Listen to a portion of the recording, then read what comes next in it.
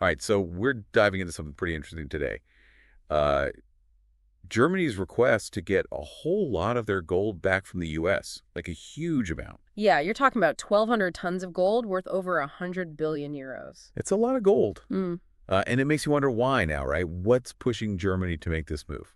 Well, the sources we've got point to a couple things, new tariffs and maybe a feeling that the U.S. isn't as reliable a partner as it used to be, in terms of global relations. Yeah, so they're thinking maybe it's safer closer to home. Yeah. Makes sense. But here's where it gets really interesting. Right. Germany might not actually get all that gold back. Hmm. Some sources suggest they might only get half or even less. And this brings up a big question about oversight.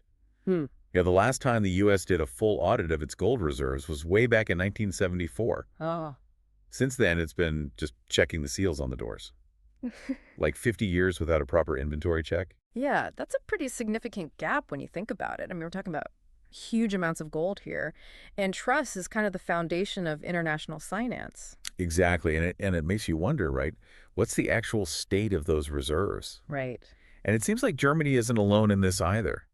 The sources mention other countries having trouble getting their gold back, too. Like there was that incident in 2009 where the IMF apparently had a hard time getting back almost 200 tons. 191 tons, to be precise. Right. And then you've got the Netherlands and Turkey, who've also run into problems.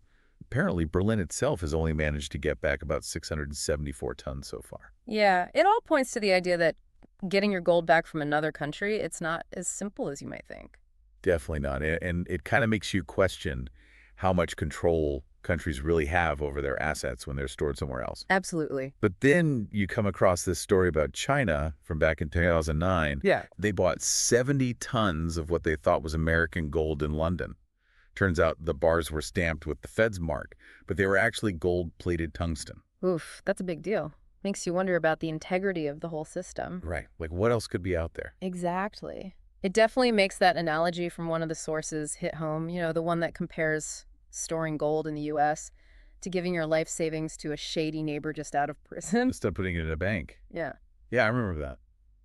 It definitely highlights that lack of security and transparency that seems to be driving Germany's urgency. It's a pretty powerful image, and it really gets to the heart of the issue, I think.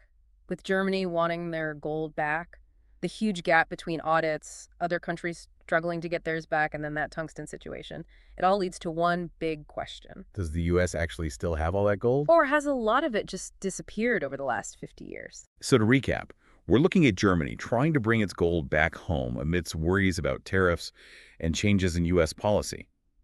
But it seems like they could face a lot of obstacles, especially considering how long it's been since a proper audit. Plus, we've got those past examples of countries running into problems, getting their gold back, and that shocking discovery of the fake gold bars. Yeah, it really casts a shadow over the security and trustworthiness of these international gold holdings. And this whole situation has bigger implications, too. It makes you think about the entire global financial system and how secure things really are. Right, like how much trust can we actually place in international asset storage? Exactly.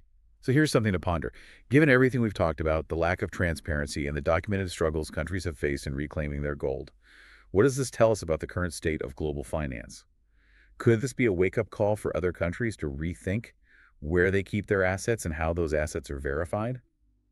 It's definitely something to think about. Thanks for joining us for this deep dive. Absolutely, thank you.